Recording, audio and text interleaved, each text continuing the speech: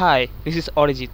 আজকের এই ভিডিওতে আলোচনা করব টেকনিক্যাল এসইও কী এবং টেকনিক্যাল এসইও কিছু ইম্পর্টেন্ট ফ্যাক্টরস যেগুলো আপনাকে অবশ্যই চেক করা উচিত, অথবা চেকলিস্টও বলতে পারেন 2022-এর। So make sure you subscribe my YouTube channel, এবং আপনি যদি এসইও ব্লগিং ও মার্কেটিং স্ট্র্যাটেজি নিয়ে আগ্রহী থাকেন দেন এই চ্যানেলটি সম্পূর্ণ আপনার জন্য। তাই চলুন ভিডিওটি শুরু করা যাক। So what is technical SEO and technical SEO 2022?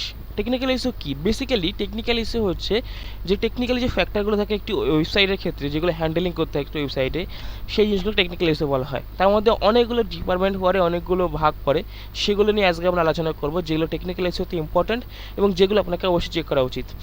First হচ্ছে পেজ স্পিড অপটিমাইজেশন। দেখুন, গুগল অলরেডি অ্যানাউন্স করে দিয়েছে যে প্রত্যেকটা ওয়েবসাইটের মিনিমাম 2.5 সেকেন্ডের মধ্যে তার ওই ওয়েবসাইটকে তার পেজগুলিকে লোড হতে হবে, যেটা গুগল ভালো সাইন হিসেবে মনে করবে এবং যেটা কিছুটাও তার র্যাঙ্কিংয়ে এফেক্ট করবে। পেজ স্পিড খুবই ইম্পর্টেন্ট। দেখুন, পেজ স্পিডের ক্ষেত্রে আপনাকে প্রথমে চেক করতে হয় পেজ স্পিড কেন স্লো হচ্ছে, বা পেজ স্পিড যদি স্লো থাকে কেন স্লো হচ্ছে। সেক্ষেত্রে দেখুন, চেক করার জন্য আমি সাইট বলি জিটি ম্যাট্রিক্স, একটি খুবই ভালো সাইট। এখানে সিম্পলি আপনার ওয়েবসাইটের ইউআরএলটি ফেলবেন, কমপ্লিট ইউআরএলটি ইউজিং HTTPS বা www যা আছে ফেলে টেস্টিও সাইট করবেন। সেক্ষেত্রে এই সাইটটি আপনাকে পুরো দেখিয়ে দেবে আপনার ওয়েবসাইটের বর্তমান প্রেজেন্টের ওয়েবসাইটের স্পিড কতটা রয়েছে, এবং যদি স্লো হয় সেখানে কী কারণের জন্য স্লো হচ্ছে। বেসিক্যালি জাভাস্ক্রিপ্ট, CSS, HTML, ইমেজের অপটিমাইজেশনও এই অনেক সময় পেজের ওয়েবসাইটগুলি স্লো হয়ে থাকে, ঠিক আছে। এবং বর্তমানে ওয়েব কোর ভাইরাস চলে আসে, সেখানে LCP, FCP আপনাকে খেয়াল রাখতে হবে। তো ফার্স্ট হচ্ছে পেজ স্পিড অপটিমাইজেশন, যেটি আপনি জিটি ম্যাট্রিক্স ওয়েবসাইটে আসলে আপনি দেখতে পারবেন কী কী কারণে স্লো হচ্ছে এবং সেগুলো আপনি সলভ করতে পারবেন, ঠিক আছে। এছাড়া আপনি যদি ওয়ার্ডপ্রেস ইউজার হয়ে থাকেন দেন WP রকেট প্ল্যাগিনটা আপনি ইউজ করতে পারেন, যা আপনার পেজের স্পিডকে অনেকটা বাড়িয়ে দেবে। এছাড়া ক্যাশে প্ল্যাগিন রয়েছে, লাইট স্পিড ক্যাশে, WT টোটাল ক্যাশে, এই সমস্ত প্ল্যাগগুলো আপনি ইউজ করতে পারেন, যেগুলো আপনার পেজ স্পিডকে বাড়াতে একটা সাহায্য করবে। সেকেন্ড ইম্পর্টেন্ট সেটা হচ্ছে XML and HTML site map. দেখুন, বেসিক্যালি যদি সাইট ম্যাপ যদি কেউ জেনে না থাকেন সেক্ষেত্রে বলে দিই, সাইট ম্যাপ হচ্ছে বেসিক্যালি একটি পেজে আমাদের যে ওয়েবসাইটে যতগুলি ইউআরএল থাকে, যতগুলি ইউআরএল হচ্ছে পোস্ট, পেজেস, ক্যাটাগরি, যতগুলি ইউআরএল থাকে সমস্ত ইউআরএলগুলো একটি পেজে থাকে। সেটা আমরা গুগলকে সাবমিট করি, যার ফলে কী হয়, সার্চ কনসোলের থ্রু সাবমিট করি, যার ফলে কী হয়, গুগল বারবার আমাদের বিভিন্ন পেজে না গিয়ে একটা পেজে এসেই সে সমস্ত আমাদের পেজগুলিকে ক্রল করতে পারে। সাইট ম্যাপের ফলে কী হয়, আমাদের ক্রলিং এবং ইন্ডেক্সিং ফাস্ট হয়ে যায়। গুগল খুব তাড়াতাড়ি আমাদের ওয়েবসাইটে কতগুলি পেজ রয়েছে, কতগুলি পোস্ট রয়েছে, কতগুলি ক্যাটাগরি রয়েছে একটি পেজে সব পেয়ে যায়, এবং সে সেগুলিকে এক জায়গায় ক্রল করতে পারে, যার ফলে ইন্ডেক্সিংটা ফাস্ট হয়। সাইট ম্যাপ মূলত দু ধরনের হয়, XML site map and HTML site map. আমি এক্সাম্পলটা দেখাই, যেমন ধরুন আমার একটি ওয়েবসাইট রয়েছে, এটি দীঘা হোটেল বলে। এখন আপনার সাথে যে পেজটি খোলা আছে এটা হচ্ছে XML সাইট ম্যাপ, এবং এই সাইট ম্যাপটি আসছে র্যাঙ্ক ম্যাপ প্লাগিনের থ্রু, ঠিক আছে। এবং XML সাইট ম্যাপটি শুধুমাত্র হচ্ছে গুগলের জন্য, বটদের জন্য। সে এখানে আসবে, ক্রল করবে, এবং সে এখানে এসে দেখবে যে কতগুলি পোস্ট রয়েছে, কতগুলি পেজ রয়েছে, কতগুলি ক্যাটাগরি রয়েছে। এগুলি বোঝার জন্য XML সাইট ম্যাপটি ক্রিয়েট করা হয়। তাই সবসময় মনে রাখবেন যে XML সাইট ম্যাপ হচ্ছে গুগল বটদের জন্য এবং গুগল বা সার্চ ইঞ্জিনের জন্য। এছাড়াও আছে হচ্ছে HTML সাইট ম্যাপ। HTML সাইটটি দেখতে কেমন হয় ঠিক আমি সেমরাসে একটু ওয়েবসাইটে আসছি। দেখুন, HTML সাইটটা আপনি বেশি দেখতে পাবেন একটু বড় বড় সাইটে, কোনো অ্যামাজন সাইট, ফ্লিপকার্ট, ই-কমার্স সাইটে বেশি দেখতে পারবেন। এটি সেমরাসে একটি সাইট, যেখানে দেখুন এটা একটা এক্সাম্পল দিয়েছে যে জবস বাই লোকেশন, এখানে বিভিন্ন লোকেশনের নাম রয়েছে, ক্যাটাগরির নাম দেওয়া আছে এবং জব বাই গ্রুপ দেওয়া আছে।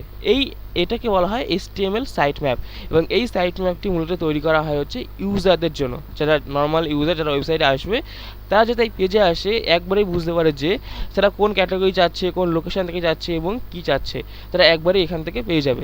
তো বেসিক্যালি এইগুলি করা হচ্ছে HTML site map. So XML site map হচ্ছে যেটা আমরা প্ল্যাগিনের থ্রু তৈরি করেছি। XML সাইট ম্যাপ আপনি প্ল্যাগিন ছাড়াও তৈরি করতে পারবেন, যেটা হচ্ছে গুগল বটের জন্য, সার্চ ইঞ্জিনের জন্য। আর এটা হচ্ছে HTML সাইট ম্যাপ, যেটা হচ্ছে ইউজারদের জন্য, ইউজারদের তাড়াতাড়ি বুঝতে পারে, নেভিগেশন করতে পারে কোথা থেকে কোথায় যেতে হবে, কী কী পেজ রয়েছে, কী কী ক্যাটাগরি রয়েছে, এবং তারা কোন কোন লোকেশনের উপরে কাজ করছে, ঠিক আছে। এবার হচ্ছে SSL সার্টিফিকেট। তার আগে রয়েছে JavaScript and CSS optimisation. JavaScript and CSS অপটিমাইজেশনের ক্ষেত্রে কী হয়, যে অনেক সময় এখন কোডিং করি, আমরা কোডিংয়ের সময় গ্যাপ দিই, সেই গ্যাপটা জায়গা খেয়ে নেয়, এবং বিভিন্ন অনেক সময় এমন অনেক কোডিং চলে আসে আমাদের ওয়েবসাইটের ক্ষেত্রে যেগুলো আমাদের দরকার হয় না। CSS এর ক্ষেত্রেও সেম, অনেক কোডিং আমাদের অ্যাড হয়ে যায় যেগুলো আমাদের দরকার হয় না। তো সেগুলোকে কী করতে হয়, মিনিফাই করতে হয়, এবং এটা আপনারা করতে পারবেন WP রকেট প্লাগিন, যেটা খুব বেস্ট প্লাগিন, তার মাধ্যমে, ঠিক আছে। আপনি জানেন যে এই জাভাস্ক্রিপ্ট এবং CSS অপটিমাইজেশন সম্পর্কে আরও ডিটেলসে ভিডিও পেতে দেন আপনাকে কমেন্টে জানাতে পারেন, আমি আপনাকে করে দেবো। SSL সার্টিফিকেট নেক্সট, এটা বর্তমানে খুবই ইম্পর্টেন্ট। উইদাউট SSL সার্টিফিকেট একটা ওয়েবসাইটকে গুগল ভালো বেশি প্রায়োরিটি দেয় না, এবং আপনার র্যাঙ্কিংয়ের ক্ষেত্রে যেটা অনেকটা ইম্পর্টেন্ট। SSL সার্টিফিকেট বেসিক্যালি কী হবে, আমি সিমাসের সাইটে আসলাম, সিম্পলি আপনাকে দেখুন সাইটে, যে কোনো সাইটে যেখানে SSL সার্টিফিকেট এখানে রয়েছে, এই লকার চিহ্ন দেখুন, তালাটি চিহ্নের বর্ণ রয়েছে, এখানে ক্লিক করে দেখুন কানেকশান ইজ সিকিউর। যদি আপনার সাইটে এসএসএল সার্টিফিকেট অ্যাক্টিভেট থাকে, প্রথমে আপনি এখানে লক চিহ্ন দেখতে পাবেন এবং ক্লিক করলে দেখতে পাবেন যে কানেকশন ইজ সিকিউর দেখাবে বা সার্টিফিকেট ইজ অ্যাভেলেবেল দেখাবে। দ্যাট মিনস আপনার সাইটে এসএসএল সার্টিফিকেট রয়েছে, এবং যেটা বর্তমানে গুগল ইজ ম্যান্ডেটারি করে দিয়েছে। প্রত্যেকটা সাইটের ক্ষেত্রে এসএসএল সার্টিফিকেট থাকা ম্যান্ডেটারি এবং দরকার। ক্যানোনিক্যাল ট্যাগ, দেখুন ক্যানোনিক্যাল ট্যাগটা খুব ইম্পর্টেন্ট। আপনাকে এক্সাম্পল দিয়ে বোঝাই। ধরুন আপনার কাছে এ, বি এবং সি তিনটে পেজ রয়েছে। এ একটা পেজ রয়েছে, বি একটা পেজ রয়েছে এবং সি একটা পেজ রয়েছে, ঠিক আছে? তিনটে পেজেরই সেম টাইপের কন্টেন্ট রয়েছে। এবার গুগলকে আপনি কীভাবে বুঝবে যে এই তিনটে পেজের মধ্যে কোন পেজটাকে সে বেশি প্রায়োরিটি দেবে, কোন পেজটাকে সে ইন্ডেক্সে তাড়াতাড়ি নিয়ে আসবে, কোন পেজটাকে সে র্যাঙ্ক করাবে?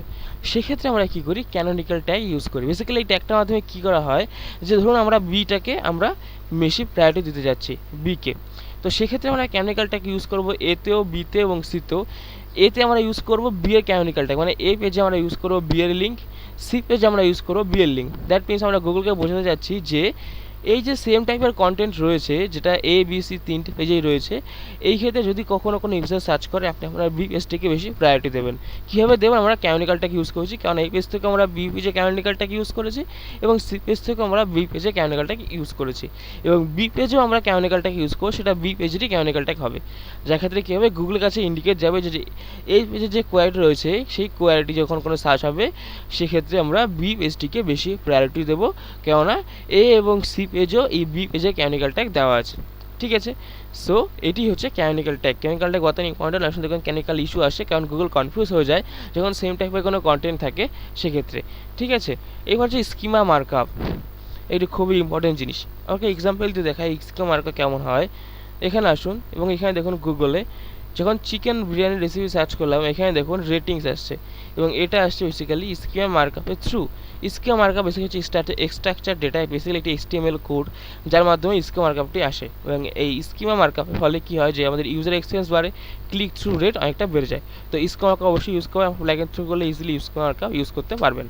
রিডাইরেকশন 404, তিনটে রিডাইরেকশন থেকে বেশি ইউজ হয়, 404, 301, 302।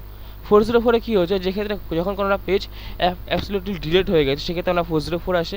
301 আসে যখন একটা কোনো পেজকে আমরা পারমানেন্টলি রিডাইরেক্ট করে দিই, যখন আগে সেই পেজটি ছিল বাট এখন সেই পেজটি অন্য কোনো পেজে পারমানেন্টলি রিডাইরেক্ট হয়েছে, সেই পেজের বর্তমানে কোনো অস্তিত্ব নেই। আর 302 হচ্ছে টেম্পোরারি রিডাইরেক্ট, যেই পেজে এখন বর্তমানে কোনো কাজ হচ্ছে, তার জন্য সেই পেজটিকে অন্য জায়গায় নিয়ে গেছে। যেমন হয় যে দোকানে এখন কোনো কাজ হচ্ছে, দোকানটা এখন বর্তমানে অন্য কোনো স্থানে স্থানান্তরিত হয়েছে, তার জন্য 302 রিডাইরেক্ট স্থান করি। তো বেসিক্যালি এই হচ্ছে মেন ফ্যাক্টর টেকনিক্যাল ইস্যুতে। আরও অনেক ফ্যাক্টর আছে, বাট এইগুলো সবথেকে বেশি ইম্পর্টেন্ট ফ্যাক্টর, যেগুলো আপনাকে অবশ্যই ফলো রাখা উচিত, অবশ্যই চোখে রাখা উচিত, এবং এগুলোকে অবশ্যই কাজ করা উচিত। সো বেসিক্যালি এই যে টেকনিক্যাল ইস্যু কিছু চেকলিস্ট, অবশ্যই ভিডিওটা আপনাদের আশা করি ভালো লেগেছে। So make sure you subscribe my YouTube channel, এবং পাশে নোটিফিকেশন বেলটিকে অবশ্যই প্রেস করুন, যাতে করে আমার সাথে নতুন ভিডিও সবার আগে আপনি পেয়ে যান। Thank you, have a good day. দেখা হচ্ছে পরে একটি ভিডিওতে, ততক্ষণের জন্য বাই বাই।